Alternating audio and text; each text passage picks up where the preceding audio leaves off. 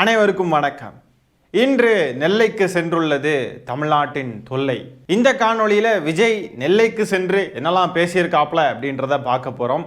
அடுத்த காணொளியில அணில் குஞ்சுகள் என்னெல்லாம் பண்ணியிருக்கானுங்க நெல்லைக்கு போனப்போ அப்படின்றதெல்லாம் பார்க்கலாம். வீடியோவை ஸ்கிப் பண்ணாம ஃபுல்லா பாருங்க. இப்போ வாங்க வீடியோவுக்குள்ள போயிடலாம்.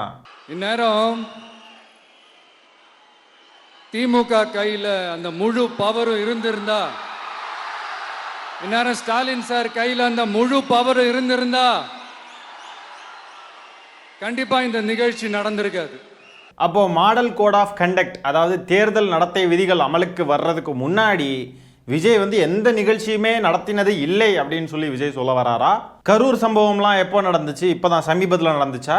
தேர்தல் ஆணையத்துடைய கண்ட்ரோலில் காவல்துறையெல்லாம் போனதுக்கு பிறகு, தேர்தல் ஆணையத்துக்கிட்ட அதிகாரம் போனதுக்கு பிறகு தான் கரூர் சம்பவம் நடந்துச்சு அப்படின்னு சொல்கிறாரா?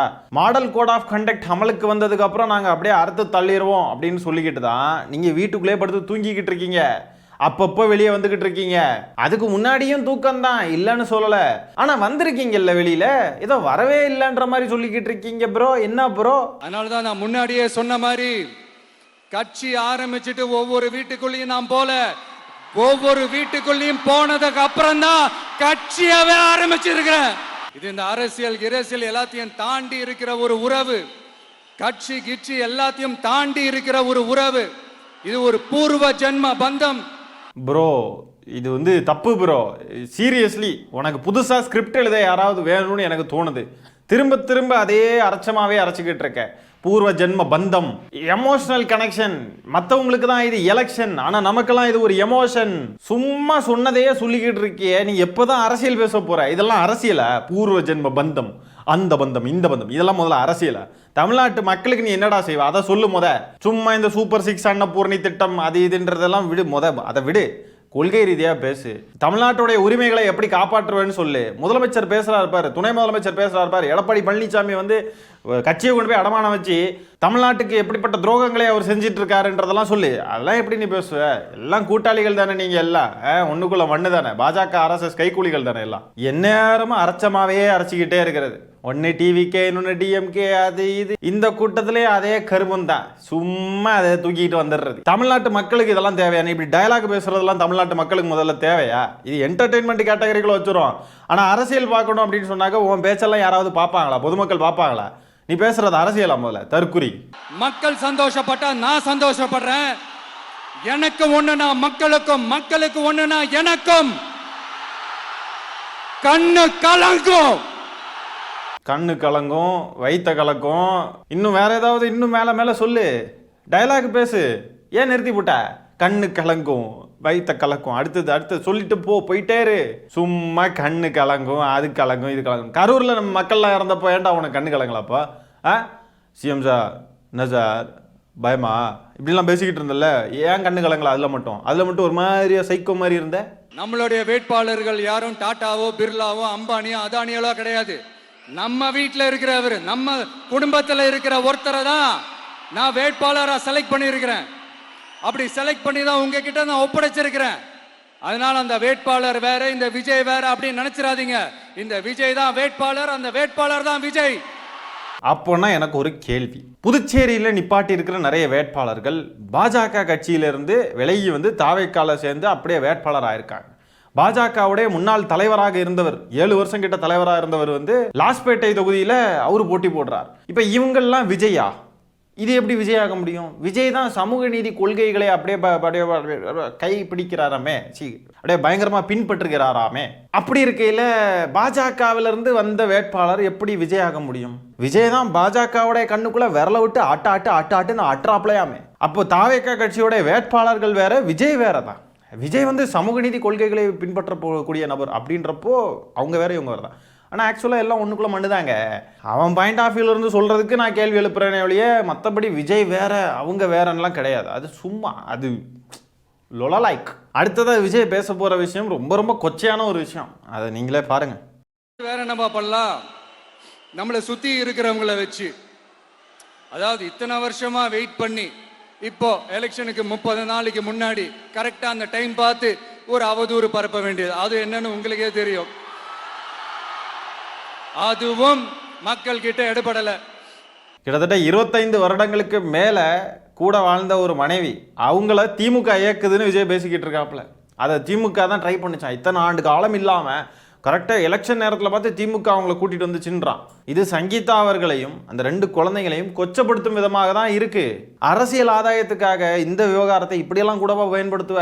நினைச்சதை விட மிகவும் கேவலமான ஒரு நபர் தான் விஜய். கொஞ்ச நாளைக்கு முன்னாடி மகளிர் தின விழா அப்படின்லாம் ஏதோ ஒன்று எடுத்த இடத்துலையே அங்கேயே வச்சு மனைவியை ஒருத்தில்லைன்னு சொல்லிவிட்டான். இப்போ என்னன்னா மனைவியை திமுக இயக்குதுன்றான். வீட்டில் இருக்கக்கூடியவங்களே எப்படி கேவலப்படுத்துறான், கொச்சப்படுத்துறான். இவனுக்கு தமிழ்நாட்டை ஆளணுன்ற கனவு மசரு வேற. எனக்கு ஒரு கேள்வி என்னன்னா, இவன் எப்போதான் அரசியல் சரியா பேசுவான்? எப்போ பார்த்தாலும் தன்னுடைய சொந்த பிரச்சனையை வந்து சொல்லிக்கிட்டு இருக்கான். ஜனநாயகன் படம் பிரச்சனை, மனைவி பிரச்சனை, அது இதுன்னு அது எல்லாத்தையும் கொண்டு வந்து அரசியல் ஆதாயம் தேட தான் பார்க்குறான். அதுலேயும் எனக்கும் நியாயம் கேட்டு தான் வந்திருக்கேன், எனக்கும் நீதி வேணும் அப்படி இப்படின்றான் பொதுவில் வந்து நின்றுக்கிட்டு. நீ எப்போ தான் மக்களுக்கான அரசியலை பேசுவ? நாங்கள் வந்தால் இதை செய்வோம், இந்த விஷயத்தை நாங்கள் இப்படி மேம்படுத்துவோம், எங்களுக்கு இப்படி ஐடியா இருக்குது. ஆனால் சைமன் செபாஸ்டியன் இவங்களெல்லாம் கம்பேர் பண்ணுறப்ப எவ்வளோ பெட்டர். பார்க்க காமெடியாக இருந்தாலும், டேய் உனக்கு எல்லாம் ஹெலிகாப்டர் வாங்கி தந்துருவேன்டா, நீ மாடு மேய்டா, ஹெலிகாப்டரில் மாடு ஆடு மேய்க்கிறத பற்றி எல்லாம் அவன் வந்து ஏதோ திட்டம்லாம் வச்சுருக்கான். அவனாவது கோமாளித்தனம் பண்ணாலும் ஏதோ அரசியல் பேசுகிறன்ற பேரில் என்னமோ ஏதோ ஒரு கூமட்டத்தனத்தை பண்ணிக்கிட்டு இருக்கான்னு வைங்களேன். ஆனால் விஜய் பார்த்தீங்கன்னா எப்போ பார்த்தாலும் தன்னுடைய சொந்த பிரச்சனைகளை எடுத்துகிட்டு வந்துக்கிட்டு திமுக தான் இதுக்கும் காரணம் அதுக்கும் காரணம், அப்படி பிரச்சனை இப்படி பிரச்சனைன்னு எப்போ பார்த்தாலும் தன்னுடைய சொந்த பிரச்சனையை தான் பேசிக்கிட்டே இருக்காப்ல. திரும்ப திரும்ப ஒரே விஷயத்த பேசிக்கிட்டே இருந்தா, திரும்ப திரும்ப ஒரே பொய்யை சொல்லிக்கிட்டே இருந்தா, அவனை சுற்றி இருக்கக்கூடிய அந்த கூட்டம் அதை நம்ப ஆரம்பிச்சிடும். அப்படியே ஆமா இதுக்கும் திமுக தான் காரணம். அவன் வீட்டில் இருக்கக்கூடிய மனைவியை, அவன் கல்யாணம் பண்ணி இத்தனை வருஷம் வந்து உறவுல இருந்த மனைவியை வந்து திமுக கண்ட்ரோல் பண்ண முடியும் அப்படின்னு சொன்னா, அப்ப இவன் என்ன குடும்பம் நடத்தியிருக்கான் அப்படின்றது தானே கேள்வியா வரணும். முதல்ல வேற ஒரு நடிகை கூட கள்ள தொடர்புல இருந்தது நீ.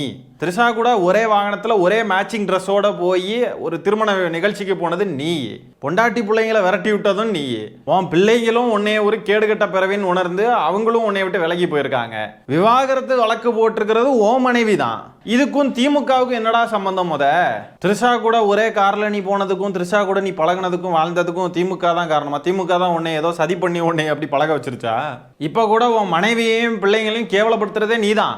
வேட்பு மனுவுல மனைவிக்கு 12 கோடி ரூபா கடன் கொடுத்துருக்கேன், மகனுக்கு 8,40,000 மகளுக்கு 4 லட்சம் ரூபாய் இப்படிலாம் எழுதி கொடுத்துருக்கிறது நீதாண்டா அவங்களுக்கு எதிராக சதி பண்ணிக்கிட்டு இருக்க. அவங்கள வச்சு திமுக உனக்கு எதிராக சதி பண்ணுதுன்ற நீ எல்லாம் எப்படிப்பட்ட ஒரு பிறவிடா? என்னைக்காவது எங்கேயாவது வந்து உருப்படியா வந்து அரசியல் பேசியிருக்கானா? சரி அரசியல் பேசுறானா இல்லையோ, வாக்காவது கேட்டிருக்கானா? இந்த தொகுதியில இந்த வேட்பாளர் நிக்கிறாங்க, இவங்க தான் அது, இவங்களுக்கு வாக்களிச்சிருங்க, ஏதாவது மக்கள்கிட்ட அதை ப்ராப்பரா ஏதாவது கேட்கறானா? அந்த வேட்பாளர் யாருன்னே தெரியல, அவன் மூஞ்சி முகர என்னன்னே தெரியல, எவன் நிற்கிறான் எங்கே என்னன்னே கூட தெரியல. இந்த லட்சணத்தில் டயலாக் மட்டும் நேராக ஓடி போய் விசில் சின்னத்துக்கு ஓட்டு போட்டு ஓடி வந்துருங்க. மாஸ் பண்ணிடுங்க, மஜா பண்ணுங்க. தேர்தல் அன்னைக்கு நம்ம பசங்கள்லாம் வந்து அப்படியே வந்து வாக்குச்சாவடி முன்னாடி தமிழ்நாடா விஜயா, தமிழ்நாடு தான் வாக்குச்சாவடி, வாக்குச்சாவடி தான் தமிழ்நாடு, அன்னைக்கு தெரியும் விஜய் தான் தமிழ்நாடா, அப்படி இப்படின்னு தமிழ்நாடு தான் விஜய்னு தெரியும். இப்படி பேசிக்கிட்டு இருக்காப்ல. நானும் பார்க்க தான் இருக்கேன், என்னைக்கு தான் இவன் உருப்படியாக ஒரு அரசியலை பேசுவோம் அப்படின்னு நானும் பார்க்க போகிறேன். அரசியல் பேசுனா நம்ம ப்ராப்பராக ரிப்ளை கொடுக்க முடியும், ப்ராப்பராக அரசியல் பேச முடியும், அது ஒரு கன்ஸ்ட்ரக்டிவாக இருக்கும்னு வச்சுக்கோங்களேன். இவனை கலாய்க்கிறதுலேயே நேரம் போய்கிட்டு இருக்கு. இவனும் என்னைக்கு தான் அரசியல் பேசுகிறான்னு பார்ப்போம். தேர்தலில் தோல்வியை தழுவினதுக்கு பிறகு அப்போவாது ஐயோ நம்ம இப்படியெல்லாம் கோமாளித்தனம் பண்ணிக்கிட்டு இருந்ததுனால தான் நம்ம ஒரு சீட்டு கூட யாராலையும் ஜெயிக்க முடியல, டெபாசிட் கூட வாங்க முடியாத நிலைமை வந்துருச்சு. சரி இனிமேலாவது ஏதாவது ஒழுங்காக பேசுவோம் அப்படின்னாவது பேசுகிறானான்னு பார்ப்போம். அப்பவும் கிடந்து நாங்கள் தோத்ததுக்கு காரணம் திமுக தான், திமுக தான் ஏதோ பண்ணிடுச்சு, காமராஜரே தோக்கடிக்க வச்ச ஊர் சார் இது, நாங்கள்லாம் ஏமாத்துறோம் அப்படின்னு கடந்து உருளுவான் பாருங்க. நம்ம நிறுத்தி இருக்கிற வேட்பாளர்கள் யாரும் அதானி அம்பானி பிர்லா கிடையாது, சாதாரண வேட்பாளர்கள் நம்ம குடும்பத்தில் உள்ளவங்க அப்படின்லாம் விஜய் பேசுறாப்புல. அம்பானி அதானியெல்லாம் தேர்தலில் வந்து நிற்க போகிறது கிடையாது. ஆனால் இவன் கட்சியில் வேட்பாளராக இருக்கிறவங்க யாரெல்லாம்? போக்சோ கேஸ் வாங்கினவன், ஒரு ஜோசியக்காரி ஒருத்தி இருக்கா, கஞ்சா கேஸ்ல மாட்டினவன், RSS கைக்கூலியா இருக்கிறவன், பாஜக கட்சியில இருந்து இங்க வந்தவன், 1ஆம் நம்பர் ரவுடி பயலுக, இப்படிப்பட்டவனுங்க தான் வேட்பாளர்களா இருக்கிறானுங்க. இதை சொல்லி வாக்கு கேட்கலாம் இல்லையா? இதை சொல்லலாம் இல்லையா மக்கள் கிட்ட?